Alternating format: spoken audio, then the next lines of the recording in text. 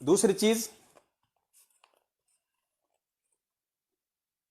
एक छोटा सा एक मुद्दा है जो दास आपके सामने रखना चाहता है। एक विषय है छोटा सा, और विषय ये है कि दास के पास में बहुत सारे भगत भाई बहनों के फेसबुक पे, व्हाट्सएप पे ये कमेंट्स आते रहते हैं कि भाई यदि किसी भगत के घर में किसी का अंतकाल हो जाए, कि किसी की डेथ हो जाए, किसी का शरीर छूट जाए, कोई मृत्यु को प्राप्त हो जाए, तो हमने किस प्रकार से उसका क्रियाक्रम करना है। एक भगत को कौन कौन सी मर्यादाओं में रह के अंतिम संस्कार की रस्मों को निभाना है। तो दास ने काफी वीडियो भी इसके ऊपर बनाए हैं गुरुदेव के ज्ञान आधार से, और ज्ञान गंगा पेज नंबर 15 के ऊपर जो गुरुदेव ने लिखा है उसका भी दास ने रेफरेंस दिया है। लेकिन पुण्यात्माओं, होता क्या है, पढ़ना एक चीज अलग है और उस चीज को अपने आध्यात्मिक जीवन में एक भगत के द्वारा प्रैक्टिकल रूप में लेके आना एक दूसरी चीज है। क्योंकि जिस प्रकार सतगुरु की करनी और कथनी में कोई अंतर नहीं होता है, ठीक इसी प्रकार से सतगुरु के सच्चे सेवक की कथनी और करनी में भी अंतर नहीं होना चाहिए। यदि करनी और कथनी में अंतर हुआ तो परमेश्वर की वाणी है कि करनी तज कथनी कथ है, अज्ञानी दिन रात, और कुकर जूं भोकत फिरे, सुनी सुनाई बात।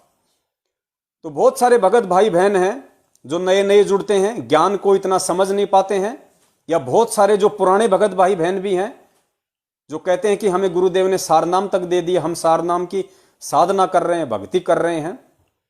वो आत्माएं भी जब समय आता है उस परमेश्वर के वचन पे चलने का, जैसा उन्होंने अपने सत्संगों में निर्देशित किया है, वो नहीं चल पाते हैं। किसी न किसी कारण से मर्यादाएं तोड़ बैठते हैं, चाहे उनके परिवार का दबाव हो, चाहे रिश्तेदारों का दबाव हो, चाहे समाज का दबाव हो। वो ना जाने किस डर से, इज्जत या प्रॉपर्टी के छिन जाने के डर से सतगुरु के वचन को नहीं निभा पाते हैं और वो परमेश्वर को दुखी करते हैं। गुरुदेव की वाणी है कि जिन बातों से गुरु दुख पावे, तिन बातों को दूर भगावे।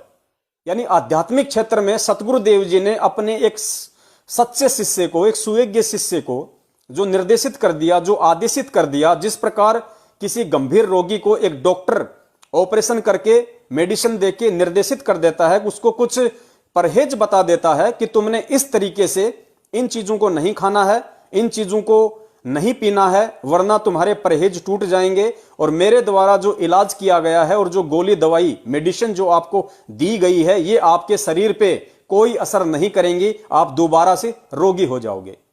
ठीक इसी प्रकार ये आध्यात्मिक जो क्षेत्र है एक हॉस्पिटल है, और परम पूज्य गुरुदेव एक डॉक्टर हैं, सर्वोपरि डॉक्टर हैं आध्यात्मिक क्षेत्र के वर्तमान में इस पूरी पृथ्वी पे। आप और हम सभी मानव शरीरधारी प्राणी भयंकर से भयंकर रोग, जिसको गुरुदेव ने जन्म और मृत्यु की संज्ञा दी गई है, जो यहां के कैंसर और एड्स से लाखों गुना ज्यादा भयंकर है और कष्टदायी है, तो गुरुदेव हमें नाम दीक्षा देके इस जन्म मृत्यु के रोग का ऑपरेशन करते हैं। नाम दीक्षा देने के बाद में, ऑपरेशन करने के बाद में गुरुदेव हमें कुछ मेडिसिन देते हैं, जिसको हम चरणामृत के नाम से जानते हैं, प्रसाद के नाम से जानते हैं। और उसके बाद फिर गुरुदेव आश्रम से विदा करते समय आप और हमें कुछ परहेज बताते हैं। परहेज यानी भक्ति के नियम।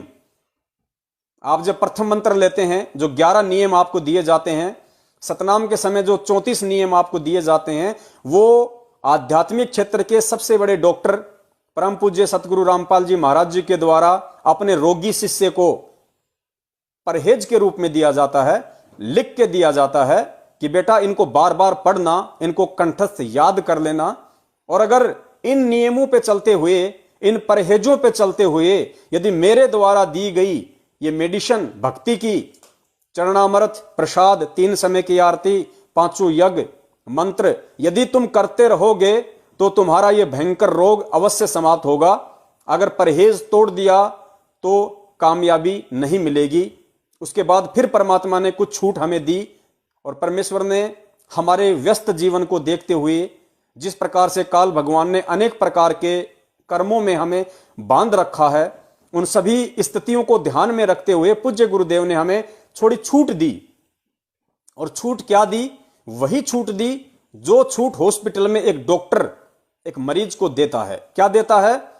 डॉक्टर को मरीज ये कहता है कि भैया अगर गलती से मैंने तुम्हें जो मेडिसिन दी है, जो खुराक दी है, गलती से अगर तुम एक समय ना भी खा पाओ तो कोई बड़ी बात नहीं है, अगली बार से फिर शुरू कर देना तीनों समय। लेकिन मैंने तुम्हें जो परहेज दिए हैं, यदि इनको तुम तोड़ दोगे, मैंने तुम्हें दही खाने से मना किया, तुम्हें नींबू खाने से मना किया, अगर तुम इस खटाई को खा लोगे तो तुम जो दवाई जिसे तुम टाइम टू टाइम ले रहे हो, वो दवाई बिल्कुल असफल होगी।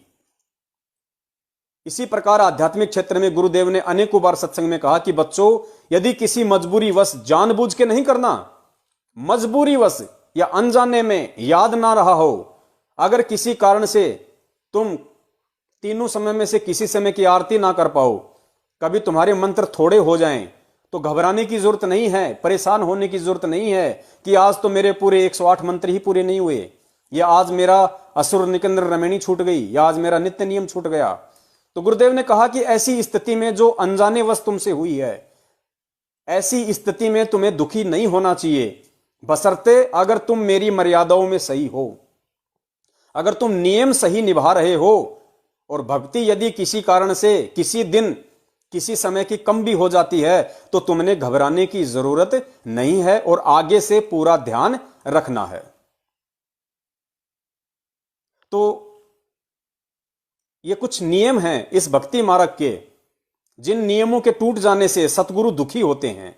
जिन बातों से गुरु दुख पावे, तिन बातों को दूर भगावे। तो अंतिम संस्कार को लेकर काफी भक्तों में काफी शंकाएं रहती हैं। और पुण्यात्माओं, ये शंकाएं तब तक हैं, केवल उसी भगत को हैं, चाहे वो नया हो चाहे वो पुराना हो, जिस भगत ने इस ज्ञान को आधार बना के सतगुरु की पहचान ना करके अपना सब कुछ सतगुरु को समर्पित नहीं किया है। चाहे वो 20 साल से गुरुदेव की भक्ति कर रहा हो, जैसा कि गुरुदेव का जो कलयुगी परिवार है, आप उनकी हालत देख सकते हैं, जितने भी स्टेट कोऑर्डिनेटर हैं आप उनकी हालत देख सकते हैं। वो अभी तक अपना तन मन धन तो छोड़िए, अपना समय भी सतगुरु को समर्पित नहीं कर पाए। तो ऐसी आत्माएं ही गुरुदेव को दुखी करती हैं, उनको परेशान करती हैं। क्योंकि जब डॉक्टर किसी का इलाज कर देता है और उसके बाद यदि उस रोगी की मृत्यु हो जाती है तो समाज में उस डॉक्टर की भी बदनामी होती है। आगे से जब कोई रोगी उस गांव में हो जाए तो लोग कहेंगे यार उस डॉक्टर के पास मत लेके जाओ, वो व्यक्ति जो मर गया वो उसी डॉक्टर के पास गया था, किसी और के देखो। तो इस प्रकार ये भी काल की एक बहुत बड़ी चाल है। तो हमने काल की इन सूक्ष्म चालों को भी मौका नहीं देना, अपने गुरुदेव को हर स्थिति में सर्वोपरि रखना है, शीश पे रखना है। और काल भगवान को कोई भी ऐसा मौका नहीं देना है जिस मौके को आधार बना के वो गुरुदेव को नीचा दिखाए या गुरुदेव का मजाक बनाए और गुरुदेव से कहे कि आपके लाख तत्व ज्ञान देने के बाद भी ये जीव मेरे ही रहे। तो अंतिम संस्कार को लेके नए पुराने काफी भक्तों की शंकाएं रहती हैं और वो गलतियां भी कर जाते हैं।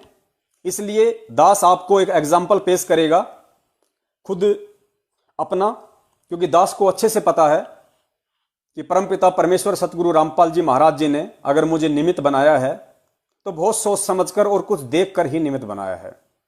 तो ये मेरी भी जिम्मेदारी बनती है, ये मेरा कर्तव्य बनता है, ये मेरा फर्ज बनता है कि सतगुरुदेव जी ने इस 2 कौड़ी के जड़मती पत्थर जीव को अगर निमित्त बनाया है, इस दास को अगर इस लायक समझा है उस परमपिता परमेश्वर ने, सारी सृष्टि के रचनहार ने, यहां अगर कोई मंत्री या प्रधानमंत्री किसी के सिर पे हाथ रख दे और उसको कोई काम करने के लिए बोल दे तो वो फूला नहीं समाता है, जबकि वो प्रधानमंत्री तो कुछ ही वर्षों के लिए है और वो अपने आप में फूला नहीं समाता है कि मुझे तो देश के प्रधानमंत्री ने इस काम के लिए नियुक्त किया है, मैं तो उसका पक्का हो गया, मैं उसका खास हूं, दुनिया को बताने से फुर्सत नहीं मिलती। और पुण्यात्माओं, यहां उस प्रधानमंत्रियों के प्रधानमंत्री, उस राजाओं के राजा, सारी दुनिया के शहंशाह, सारी सृष्टि के रचनहार, इस मानव की उत्पत्ति करता और मानव धर्म के प्रणेता, संचालन करता सतगुरु रामपाल जी महाराज जी ने निमित्त बनाया है। और ऐसी स्थिति में यदि गुरु के विश्वास को एक शिष्य तोड़ेगा, उस परमेश्वर के द्वारा बख्शिश किए गए वचन से हटके अगर मनमाने तरीके से चलेगा या किसी सामाजिक, पारिवारिक या रिश्तेदारी दबाव में आके झुक जाएगा, परमेश्वर के वचन की अवहेलना कर देगा, तोड़ देगा, अंदर से कमजोर पड़ जाएगा, तो पुण्यात्माओं फिर उस भगत का आगे का जीवन बिल्कुल व्यर्थ है, निरर्थक है।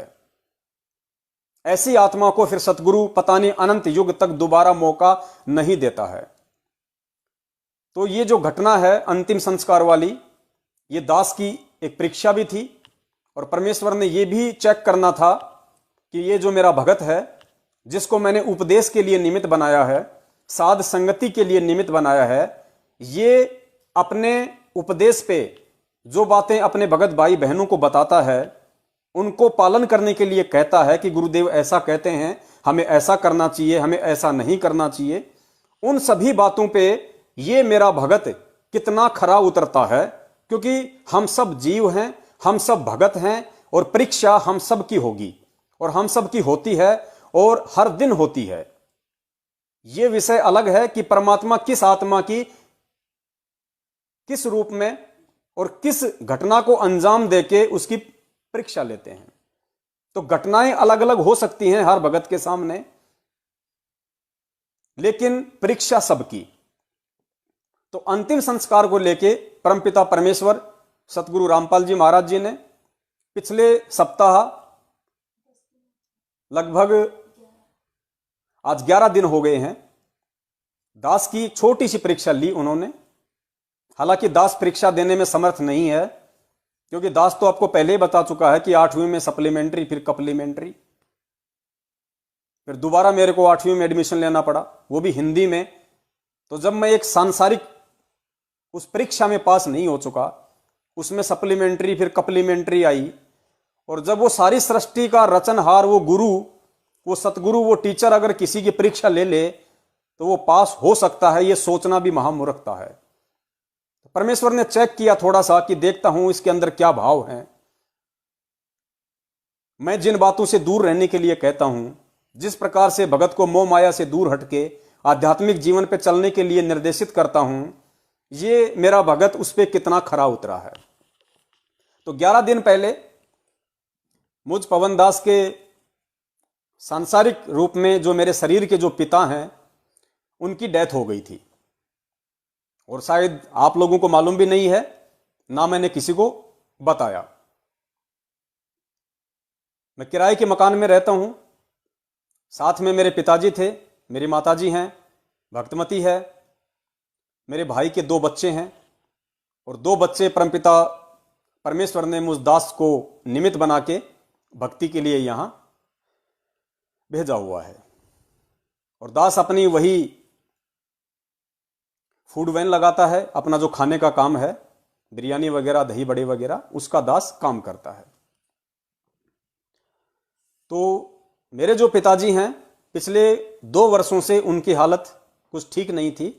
हालांकि वैसे उनको कोई रोग नहीं था शरीर का, और यह भी एक बहुत बड़ी उनके ऊपर मेहरबानी रही उस परमपिता परमेश्वर की कि जब 2013 में दास ने गुरुदेव से दीक्षा ली, उसके बाद में दास ने गुरुदेव से प्रार्थना की थी कि हे परमपिता परमेश्वर, हे गुरुदेव, दास के पूरे परिवार पे दया करो, मालिक आपकी शरण में आ जाएं।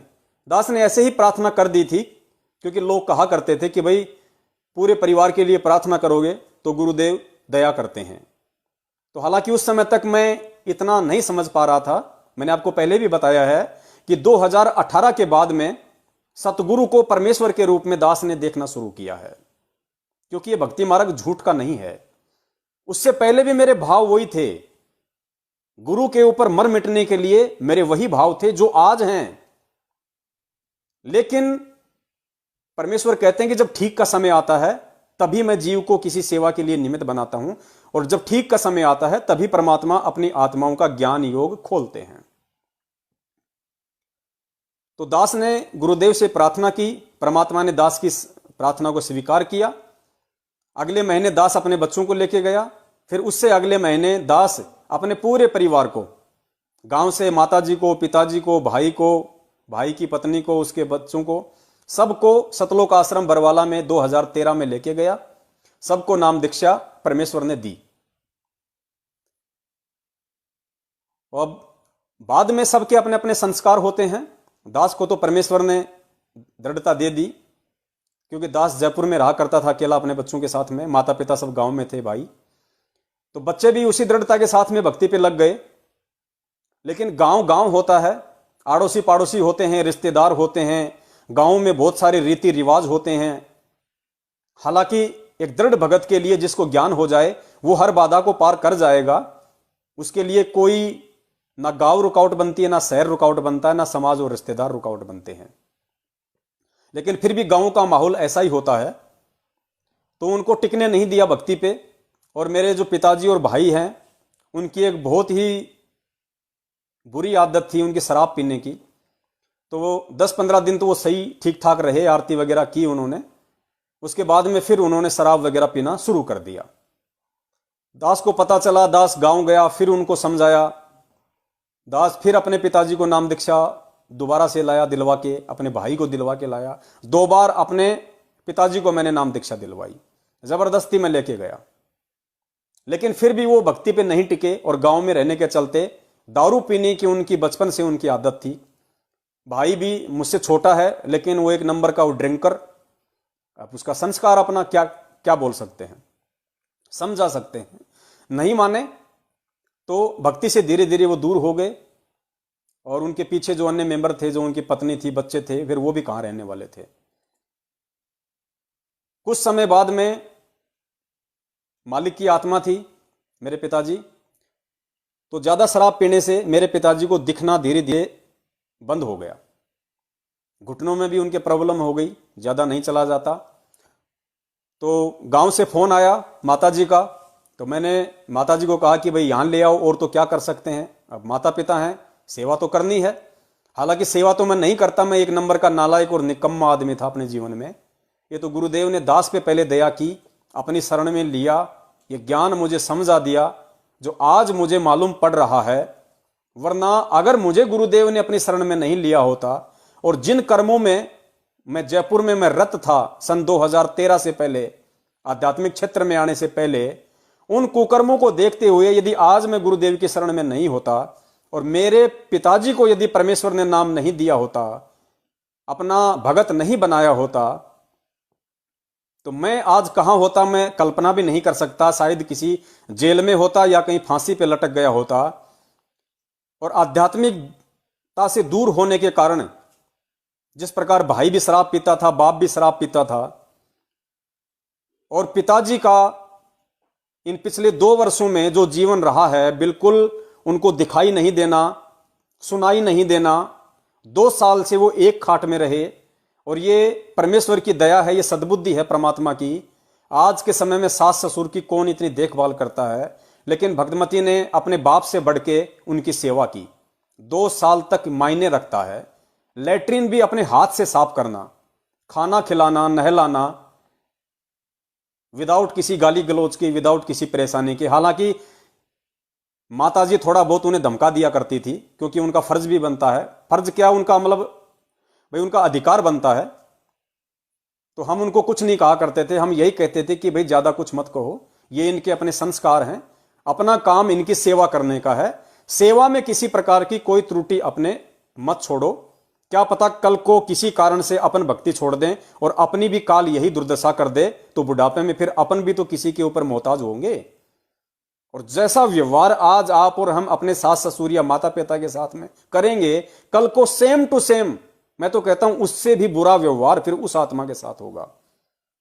तो परमेश्वर ने जो दूरदृष्टि दी है हम सबको ये ज्ञान देके, उस आधार से मैंने सबसे ये निवेदन किया, और सभी लोग अपनी सेवा में खरे उतरे। हालांकि इन 2 वर्षों में दास ने मुश्किल से 2 या 4 दिन ही पिताजी की सेवा की होगी, क्योंकि सब कुछ बच्चों ने ही संभाला, माताजी ने संभाला।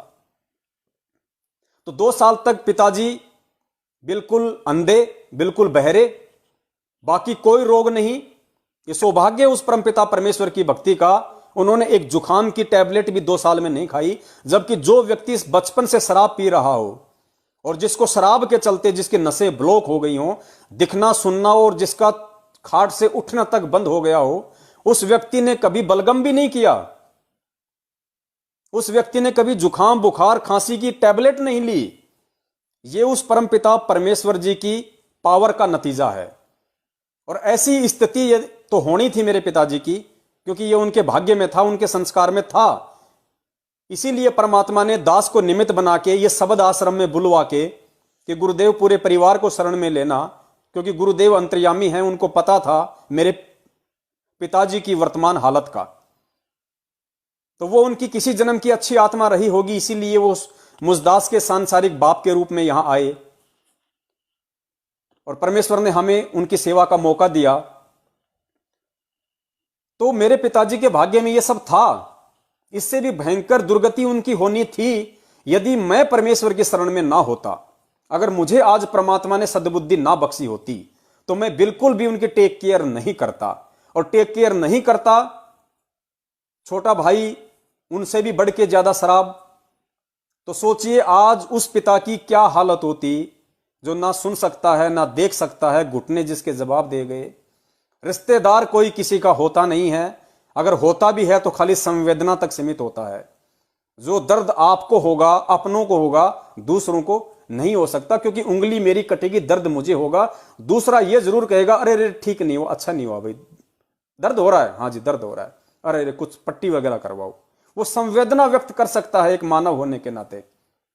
तो आज मेरे पिताजी की वो दुर्दशा होनी थी, वो दुर्गति होनी थी, जो शायद आप समझ गए होंगे, इससे ज्यादा मैं क्या कहूं। लेकिन देखिए, गुरुदेव कहते हैं ना कि एक बार मेरी जो शरण में आ गया और जिसने कुछ दिन भी मेरी भक्ति अगर सही तरीके से कर ली, मर्यादा में रह के, तो अगला जन्म तो उसको मानव का मिलेगा ही मिलेगा। और गुरुदेव ने कहा कि मेरे भक्तों का जो बुढ़ापा है, मेरे भक्तों के जीवन के जो अंतिम दिन हैं, वो उन लोगों की तरह से बिल्कुल भी नहीं कटेंगे जो लोग भक्ति से दूर हैं। तड़प तड़प के मरना, दुखी होके मरना, परिवार के द्वारा उनको कष्ट देना, उनको प्रताड़ित करना। सोशल मीडिया पे आए दिन आप देखते हो वीडियो, पड़ोसी लोग बना बना के डालते हैं, बहू अपनी सास को खाट से, चारपाई से खींच के नीचे डाल रही है, उसको पीट रही है, उसको मार रही है, उसको धक्के दे रही है। ऐसे बहुत सारी वीडियो हम देखते हैं। तो वो स्थिति यहां होनी थी, लेकिन ये गुरुदेव की उस चंद दिनों की भक्ति का ये परिणाम आप सभी के सामने, कि परमात्मा ने उस व्यक्ति की, उस आत्मा की हमें निमित्त बना के ऐसी सेवा करवाई जैसे एक शिष्य अपने गुरुदेव की सेवा करता है। क्योंकि जो व्यक्ति गुरुदेव की शरण में आने के बाद, आध्यात्मिक जीवन में आने के बाद अपने माता पिता को तवज्जो नहीं देता है, अपने माता पिता की सेवा नहीं करता है, वो व्यक्ति कितनी भी बड़ी बड़ी बातें क्यों ना करें, वो आध्यात्मिक जीवन में अपने गुरु को भी उतना ही महत्व देगा जितना महत्व आध्यात्मिक जीवन में वो अपने माता पिता को देता है। ये हकीकत है, क्योंकि इस भक्ति की रिहर्सल हमने अपने परिवार से करनी पड़ेगी। इस भक्ति की रिहर्सल और भगत बनने की रिहर्सल हमने अपने परिवार से करनी पड़ेगी। जैसा व्यवहार हमारा अपनों के प्रति होता है, जैसी भक्ति हम अपने घर पे करते हैं, वैसी ही हम बाहर करेंगे। और सतगुरु अंतर्यामी है, चाहे आश्रम में रहो, चाहे घर पे रहो, चाहे बाहर रहो, हर दिन सुबह से लेकर शाम तक जो आपने सोचा किया, वो सारा नोटिफिकेशन उस परमात्मा के पास जाता है। तो जो सांसारिक जीवन में भगत होके अपने मां बाप की इज्जत और सेवा नहीं कर सकता, वो व्यक्ति आध्यात्मिक जीवन में कभी भी अपने गुरुदेव को उतनी इज्जत, मान सम्मान और सेवा नहीं कर सकता। तो ये परमेश्वर की दया रही उस आत्मा के ऊपर। और पिछले 10-11 दिन पहले जब दास, क्योंकि एक दिन पहले उन्होंने थोड़ा बोलना बंद कर दिया था, उन्होंने बोलना बंद कर दिया और बिल्कुल खाट पे वो सोए रहे। हालांकि और कोई दिक्कत नहीं थी। दास को भी आभास हो गया था कि भाई हो सकता है अब इनका समय नजदीक हो। डॉक्टर को फोन किया, फर्ज बनता है। डॉक्टर को सारी स्थिति बताई कि साहब ऐसी ऐसी उनकी हालत है, इस तरीके से श्वास ले रहे हैं। तो डॉक्टर ने कहा कि आपको कहीं लेके जाने की जरूरत नहीं है, अगर हॉस्पिटल में ले गए उसको वेंटिलेटर पे डाल देंगे आईसीयू में, और 4-5 लाख रुपए का बिल बना के आपके सामने पेश कर देंगे। आप वैसे ही अपना रोजी रोटी करके कमाने खाने वाले आदमी हो, आपको लूट लेंगे फालतू में, जिंदगी भर नहीं उभर पाओगे। 4-5 दिन के हैं, आप उनकी सेवा करो, डॉक्टर ने कहा। लेकिन वो तो दूसरे दिन ही जब दास अपनी गाड़ी लेके गया मार्केट में लगाने, तो दोपहर को फिर भक्तमती का फोन आया और भक्तमती ने कहा, अब पुण्यात्माओं यहां देखना, अब यहां से रियल स्टोरी शुरू होगी एक भगत की, कि जब तक हम इस तरीके से अपने अंदर सतगुरु के उस वचन को प्रफुल्लित नहीं करेंगे, परमेश्वर के वचन पे जब तक हम इस तरीके से अमल नहीं करेंगे, और जब अपने ऊपर वो घटना घटित होगी, उस समय सत्संगों में गुरुदेव हमें उस घटना से निपटने का जो तरीका बताते हैं, जब तक हम उसको नहीं अमल में लाएंगे, तब तक हम सतगुरु से सैकड़ों कोस दूर हैं। बेटे का बाप से कितना लगाव होता है, क्योंकि बाप ने उसको जन्म दिया है, 18-20 साल तक उसकी परवरिश करता है, उसका लालन पालन करता है, उसकी हर जरूरतों को जो है कंप्लीट करता है। तो लगाव तो जाहिर सी बात है, ये मोह ममता तो इन 5 विकारों में से एक है जो हमें बांध के रखती है। लेकिन परमेश्वर ने दास को सद्बुद्धि दी हुई थी, बहुत कुछ समझाया हुआ था, और इस जीवन का मकसद एकमात्र दास ने केवल मोक्ष मान रखा है, केवल मोक्ष, केवल मुक्ति। जब तक परमेश्वर संघर्ष करवाएंगे तब तक संघर्ष के लिए तैयार, और जब परमेश्वर संघर्ष से दूर हटा के भक्ति पे लगाएंगे, उस समय मोबाइल को दास किसी ऐसी जगह रख देगा, फिर कभी यूज नहीं करेगा। ये मोबाइल केवल तब तक है जब तक गुरुदेव नहीं आ जाते हैं। उसके बाद वो परमेश्वर की आगे की अपनी उनकी मर्जी होगी, वो क्या सेवा देंगे, क्या करवाएंगे, वो तो करना पड़ेगा, सहर्ष करना पड़ेगा। लेकिन यदि ऐसा मौका कोई दास को गुरुदेव के आने के बाद नहीं मिला, तो दास तो केवल परमेश्वर की भक्ति और अपना रोजी रोटी तक ही सीमित रहेगा। फिर आपको ना तो लाइव संघ का समाधान में कोई दिखाई देगा, ना आपको कोई वीडियो दिखाई देंगे, सिर्फ और सिर्फ परमेश्वर की भक्ति। तो दोपहर को दास के पास में घर से फोन गया भक्तमती का, और भक्तमती ने कहा कि पिताजी चले गए। तो पुण्यात्माओं, आप यकीन मानना, आप सबको वैसे भी अच्छे से यकीन है कि दास दोगली बातें नहीं करेगा, झूठ कपट का सहारा नहीं लेगा। जो सत्य है और जो परमेश्वर ने अपनी भक्ति से दास के अंदर जो परिपक्वता पैदा की है, किसी भी परिस्थिति को सहन करने की, संघर्ष करने की। मेरे शारीरिक बाप की डेथ हो गई, भक्तमती का फोन गया कि पिताजी तो चले गए, तो मैं मन ही मन मुस्काया, और मैं मन ही मन ये बोला कि भाई पिताजी तो 2 साल से नहीं चल पा रहे, अब कहां चले गए, कि वो तो पैरों से असमर्थ हैं, उनसे चला ही नहीं जाता। तो मैंने ये सोच के थोड़ी सी मुझे मन ही मन में हंसी आई कि भक्तमती कह रही है कि पिताजी चले गए, तो मैंने सोचा कि वो तो उठ के चल ही नहीं सकते, चले कहां गए। तो हालांकि मैं समझ गया था उनके कहने का मतलब कि उनकी डेथ हो चुकी है। लेकिन उस समय अपने बाप की मौत का समाचार सुन के जहां लोग हिल जाते हैं, डगमगा जाते हैं कि अब क्या होगा, बाप मर गया, उनके सोचने का जो सिस्टम है वो कुछ समय के लिए काम करना बंद कर देता है।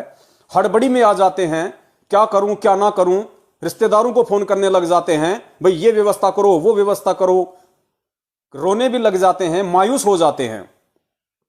उस स्थिति का दास वर्णन कर रहा है, और ये उन भक्तों के लिए एक एग्जाम्पल है जो मुझदास से बहुत समय पहले इस परमेश्वर से जुड़े हुए हैं। और मुझदास के बाद में 2014 के बाद में, और पुण्यात्माओं एक चीज नोट कर लेना, 2014 के बाद जो आत्माएं गुरुदेव से जुड़ रही हैं किसी भी रूप में, वो आत्माएं 2014 से पहले जो लोग जुड़े हुए हैं गुरुदेव से हमारे जैसे, उनसे भी कई गुना मजबूत आत्माएं हैं। आप लोगों के संस्कार जो 2014 के बाद जुड़े हैं, आप लोगों के भक्ति संस्कार पहले वालों से कहीं ज्यादा मजबूत हैं। आप सिर्फ अपने आप को पहचान नहीं पा रहे, आप सिर्फ ज्ञान को आधार नहीं बना पा रहे, वरना आपके मजबूत भक्ति संस्कार बहुत जबरदस्त हैं। अरे हमने तो गुरु से जाके दीक्षा ली, गुरु को देखा, उनका आशीर्वाद लिया, उनके सत्संग सुने, आप लोगों ने ना गुरु को देखा, ना उनके मुख कमल से सत्संग सुने, ना उनसे आशीर्वाद लिया, और आप लोगों ने यह सुनने के बाद भी कि वे जेल में हैं, खाली उस ज्ञान को आधार बना के आपने नाम लिया। आप बहुत जबरदस्त भक्ति संस्कारी आत्माएं हैं, लेकिन आप अपने आप को समझ नहीं पा रहे और गलती से काल एजेंट सतलोक आश्रम मैनेजमेंट हरियाणा की भेंट चढ़े हुए हैं। तो दास के पास जब फोन किया तो दास को जब भक्तमती ने कहा तो कोई रिएक्शन दास के अंदर नहीं हुआ, 1% भी, 1% भी। और दास ने कहा कि कोई बात नहीं, वो तो हो गया सो हो गया, वो तो होना ही था। तो बोला अब क्या करें? मैंने कहा करना क्या है, अभी आधा 1 घंटा रुको, देखते हैं, शाम तक उनका अंतिम संस्कार होगा। तो एक भगत भाई दास के संपर्क में हैं, मैंने उनको फोन किया तो उन्होंने कहा कि भाई शाम के 3-4 बज रहे हैं, चलो जाके उनका अंतिम संस्कार करते हैं, क्रियाक्रम करते हैं। तो देखो परमेश्वर ने जो दास को बुद्धि दी हुई थी, दास का थोड़ा सा बिरयानी बची हुई थी, चावल अभी बिकना बाकी थे। तो दास ने कहा कि भगत जी घंटे भर और रुक जाओ और ये चावल निकल जाते हैं, उसके बाद में कर देंगे, अपने को करना क्या है, मिट्टी है, मिट्टी में मिल गई, जो आत्मा है वो चली गई, परमेश्वर के हवाले है, क्योंकि परमेश्वर की शरण में थी। अब उस मालिक ने देखना है उसके साथ क्या करना है क्या नहीं करना। अपने को कोई बैंड बाजा तो बजाना नहीं, दुनिया को इकट्ठा करना नहीं, ताम झाम कुछ जोड़ने नहीं। तो मैंने कहा कि भाई घंटे भर में मेरा ये चावल बिक जाए, वरना ये चावल 1000-1500 का बर्बाद होगा। पुण्यात्मा ये शब्द ध्यान रखना, आप ऐसी परिस्थिति में भी इस तरीके से सोचना, यही परमेश्वर के वचन की असली पालना है, यही एक सच्चे भगत की पहचान होती है। जिन बातों से गुरु दुख पावे, तिन बातों को दूर भगावे। जाने वाला चला गया, वो 1500 का नुकसान क्यों किया जाए। मैं 1 घंटे वहां रहा और कुछ चावल मेरा वहां पे निकला, कुछ और सामान था थोड़ा सा। तो उस सामान के लिए मैंने भक्तमती को कहा कि जो छोटे वाला बच्चा है उसको भेज दो गाड़ी पे, वो यहां रह के सामान बेच देगा और दास जाके उनका जो क्रियाक्रम है उसकी अपनी व्यवस्था करेगा। तो भक्तमती ने कहा कि चलो कोई बात नहीं, ले आओ आप घर पे गाड़ी। मैंने कहा क्यों ले आए गाड़ी घर पे, दिक्कत क्या है? छोटे वाले बच्चे का दाह संस्कार में कोई काम नहीं है, वो कभी कभार गाड़ी पे आ जाता है, बेच लेता है। तो मैंने कहा क्यों फालतू में सब कुछ बर्बाद किया जाए। मैंने कहा बच्चे को भेजो। उन्होंने बच्चे को बाइक लेके भेज दिया गाड़ी पे, बच्चा अपना चावल बेच रहा है। मैं और वो दूसरा जो भगत था, हम दोनों मार्केट में आए, घर पे नहीं गए। अब अनजान जगह है और जिस जगह मैं रहता हूं, अगर वहां के शमशान घाट पे अगर मैं उनको जाके मैं उनको जलाऊं, कोई ऑब्जेक्शन भी कर सकता है, किस तरीके से लेके जाएं। तो पास में ही कोई घाट है, नदी बहती है, तो वहां पे एक शमशान घाट बना हुआ है। तो मैंने कहा भगत जी कोई ऐसी जगह है जहां पे अपन जाके इनका अंतिम संस्कार कर दें, जैसे आजकल हॉस्पिटल में भी होते हैं दाह संस्कार घर है। तो उन्होंने कहा कि पास में जो नदी है वहां पे घाट है, अपन वहां पे कर देते हैं। बोला ठीक है। अपने आत्माओं ध्यान देना, मेरे पड़ोसियों तक को खबर नहीं कि मेरे पिताजी की डेथ हो गई, जबकि 2 दिन पहले मेरे पड़ोस में एक डॉक्टर रहता है, वो डॉक्टर उनको चेक करके गया था और डॉक्टर ने भी कहा था कि 3-4 दिन के मेहमान हैं, आप इनकी सेवा करो, कहीं मत ले जाओ।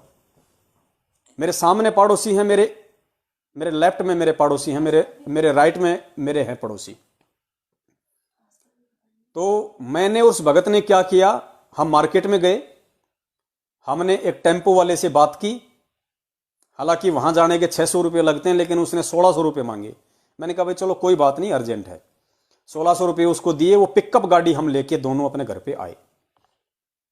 गाड़ी लेके आए, घर पे आए तो घर पे माताजी थी, भक्तमती थी, बच्चे थे। अब देखो कोई नहीं रो रहा। ये परमेश्वर के सत्संगों का असर है, ये परमेश्वर के ज्ञान का असर है। माताजी भी थोड़ी सी मायूस जरूर थी, लेकिन रोना धोना बिल्कुल नहीं, कुछ भी नहीं। क्योंकि पुण्यात्माओं, जो ज्ञान आप और हमको परमेश्वर ने समझने की जो दया बख्शी है वो माता पिता पे नहीं है, लेकिन फिर भी ये परमेश्वर की वाणियों का असर है, ये परमेश्वर की पावर का असर है कि माताजी हल्की सी उदास थी, लेकिन रोना धोना बिल्कुल नहीं। घर पे आया, अब आम हो जब तो माँ बेटे के लिपट जाए, बेटा माँ के लिपट जाए, हाय मेरा बाप मर गया, ये हो गया वो हो गया, बच्चे रोने लग जाते हैं माँ बाप को देख के। तो कुछ नहीं, घर पे आए, पिताजी को दंडवत प्रणाम किया, जो सबसे बड़े जो पिताजी हैं हमारे गुरुदेव, उनको दंडवत प्रणाम किया। पिताजी को खाट पे लेटा रखा था, तो बाहर हमने गाड़ी खड़ी कर दी। गाड़ी वाला बोला भाई कोई कोरोना का तो पेशेंट नहीं है। हमने कहा भैया 2 साल से घर से बाहर नहीं निकला, कहाँ कोरोना का पेशेंट। बोला ठीक है। तो खाट थी, भक्तमती ने कहा कि खाट को ले जाओ। तो देखो, ना 4 आदमी ना 10 आदमी, आप ध्यान देना पुण्यात्माओं, किस तरीके से अंतिम संस्कार हुआ है। हम दोनों भक्तों ने पिताजी को खाट पे लेटा के और उस पिकअप में ऐसे के ऐसे खाट को हमने रख दिया। साथ में उनके जो कपड़े थे जो उनको पहनाया करते थे, वो कपड़े एक बोरे में बांध के वो हमने रख लिए। मैं बैठ गया, मेरे साथ वाले भगत जी बैठ गए, और एक मेरा जो बड़ा लड़का है वो बैठ गया। 4 आदमी नहीं, सिर्फ 3 आदमी, और कंधों पे नहीं, पिकअप गाड़ी में आराम से हम लेके चले गए उस नदी के किनारे जहां पे घाट बना हुआ है। पड़ोसियों को नहीं पता, ना सामने वालों को पता, ना लेफ्ट वालों को, ना राइट वालों को, कुछ नहीं पता। हम सीधे घाट पे चले जाते हैं।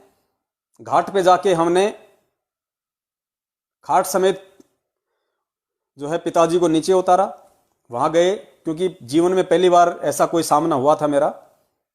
वहां पूछा भाई यहां पे कैसे क्या करना है, तो वहां जाके देखा तो वहां तो कई लाशें जल रही थी घाट पे। वहां तो पंडित जी सफेद कपड़े पहन के, जनेऊ पहन के, कोई कार लगा रहा है, कोई फेरी लगा रहे हैं, कोई क्या कर रहे हैं। तो वहां पे जो लकड़ी वाला था उससे हमने कहा भाई बॉडी को जलाने के लिए लकड़ी चाहिए। बोला 5 क्विंटल लगेगी। मैंने कहा भाई दे दो, 5 क्विंटल लगेंगे। हमें तो मालूम नहीं था। तो साथ वाले भगत जी ने कहा कि भगत जी 5 क्विंटल बहुत होती है, 4 क्विंटल ले लो। मैंने कहा 4 ले लो। तो 4 क्विंटल लकड़ी ले ली, 800 रुपये क्विंटल के हिसाब से। उन्होंने पर्ची काट दी, हमने साइन कर दिए, पैसे दे दिए, उन्होंने पर्ची दे दी, और जैसे कुछ वो थोड़ा बहुत जो घास फूस वगैरह होता है वो दे दिया। अब हम 3 आदमी, चौथा है नहीं। अब वहां से लकड़ियां तुलवा के और 4 क्विंटल लकड़ी हमने सीढ़ियों से नीचे उतर उतर के उस घाट पे रखी, हम तीनों ने। फिर हमने कहा भाई अब क्या करें, हमें तो चिता बनानी नहीं आती। तो जो लकड़ी वाला था उसने कहा कि वो देखो उधर जो महाकाल है। एक आदमी था, उसने काले कपड़े पहन रखे थे, जिसको चांडाल कहते हैं, जो राजा हरिश्चंद्र ने सतयुग में भूमिका निभाई थी लोगों की लाशों को जलाने की। तो बोला वो महाकाल है, उससे संपर्क कर लो, 200-400 रुपये लेगा। मैंने कहा ठीक है। तो उसको बुलाया, मैंने कहा महाकाल जी नमस्कार। बोल नमस्कार। मैंने कहा ये संभालो। बोला क्या करना है। मैंने कहा करना क्या है, आपका जो काम है वो करना है। और हम बिल्कुल आराम से हंस रहे, कोई बातचीत नहीं, नॉर्मल मूड में। उन्होंने कहा कि ठीक है। हमने वहां पे जाके वो जो भी थी वो लकड़ियां हमने वो पटक दी। लकड़ियां पटकने के बाद में उन्होंने अपनी चिता बनानी शुरू कर दी। हमने वहां पिताजी को उठा के चिता पे लिटा दिया। और वो जो महाकाल थे जो वहां पे चिता बनाते हैं, वो घास फूस चारों तरफ अग्नि लगाने के लिए तैयार करने लगे। हम तब तक थोड़ा सा सीढ़ियों पे आके बैठ गए तीनों, और हमने परमपिता परमेश्वर जी की संध्या आरती लगा ली।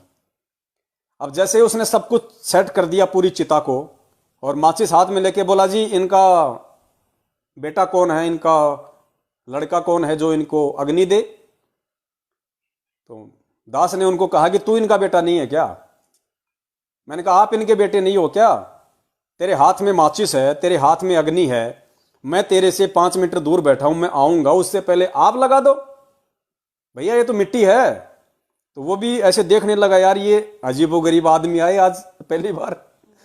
यहां तो जब तक बेटा नहीं आता तब तक चाहे रात के 12 बज जाएं अग्नि नहीं लगाई जाती, ना कोई तामझाम, ना कोई इसको अर्थी बना के लेके आए, ना कोई फूल फाल चढ़ा रखे, ना कोई कफन वगैरह, इनको कोई कफन नहीं। जिस कपड़े में उन्होंने पहन रखे थे वही कपड़े, कोई कफन नहीं। गुरुदेव ने तो हालांकि एक कफन के लिए कहा है कि जरूरी हो तो, लेकिन हमें तो पूर्ण रूप से परमेश्वर के वचन पे चलना है।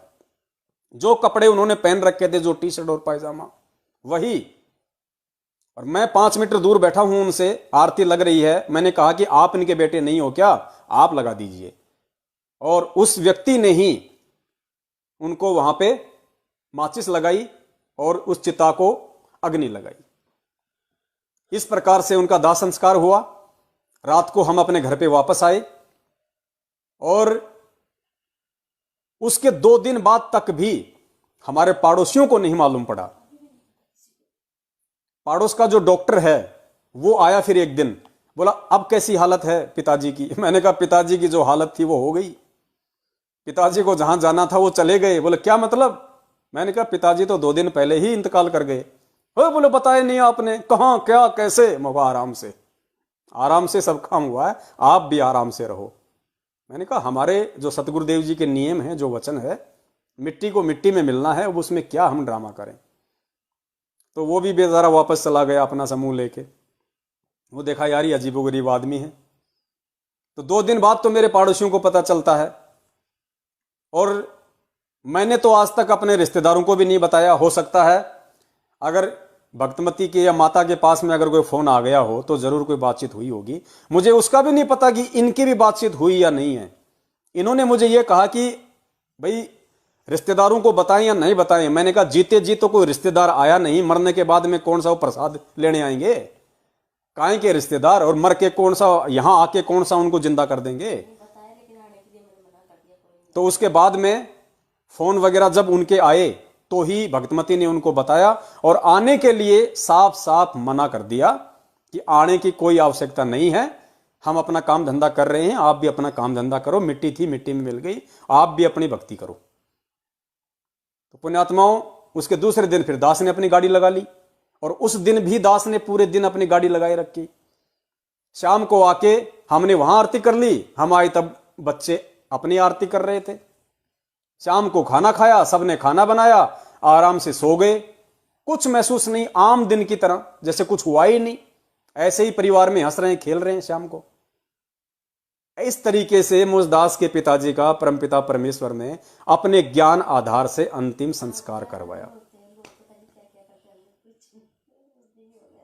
अपने आत्माओं, इस तरीके से जब तक हम सतगुरु के वचन की पालना नहीं करेंगे, यह तो एक अंतिम संस्कार है। गुरुदेव ने प्रथम नाम वालों को 11 नियम बताए हैं, यह तो उनमें से एक नियम है। बाकी 10 नियम की भी जब तक हम इस तरीके से पालना नहीं करेंगे, हम सतगुरु के सेवक नहीं कहलाएंगे। परमेश्वर कहते हैं दासा तन नेड़े नहीं और नाम धरावे दास, यानी दासा तन तो आपके नजदीक भी नहीं है। दास कौन होता है? दास वो होता है जो अपने मालिक की हर बात को मानता है, उसके हर हुक्म को, हर आदेश को मानता है। जो मालिक ने कह दिया वो सत्य, वो होता है दास। जैसे पहले दक्षिणी अफ्रीका में हुआ करते थे दास, हर जगह हर कंट्री में हुआ करते थे। लोगों को बेचा जाता था, उनको दास कहा करते थे। और उस आदमी को, उस दास को जो खरीद लेता था, उसके बाद जैसा उससे काम में लेता था, जो मर्जी उससे काम करवाए, वो मना नहीं करता था। जिस नाम से उसको पुकार दे वही उसका नाम हो जाता था, जो खाने को दे दे वही पेट में चला जाता था। उसको कहते हैं दास। तो परमेश्वर अपनी वाणी में कहते हैं कि दासा तन नेड़े नहीं, नेड़े यानी नजदीक, दासा तन नेड़े नहीं और नाम धरावे दास। और पानी के पिए बिना भाई कैसे बुझेगी प्यास? जब तक इंसान पानी नहीं पिएगा तब तक उसकी प्यास कैसे बुझेगी? तो जब तक दास वाले भाव, दास वाले विचार हम अपने अंदर नहीं लाएंगे, परमेश्वर के वचन को अपने अंदर धारण नहीं करेंगे, क्योंकि हम परमेश्वर के दास हैं, उसके गुलाम हैं, तब तक हम दास नहीं हैं। भले हम अपने नाम के आगे पवन दास लगाएं, लेकिन दास हम उसी दिन कहलाएंगे परमेश्वर के, जब हम परमेश्वर के प्रत्येक वचन की दृढ़ता के साथ में आजीवन पालना करेंगे, तभी हम दास कहलाएंगे।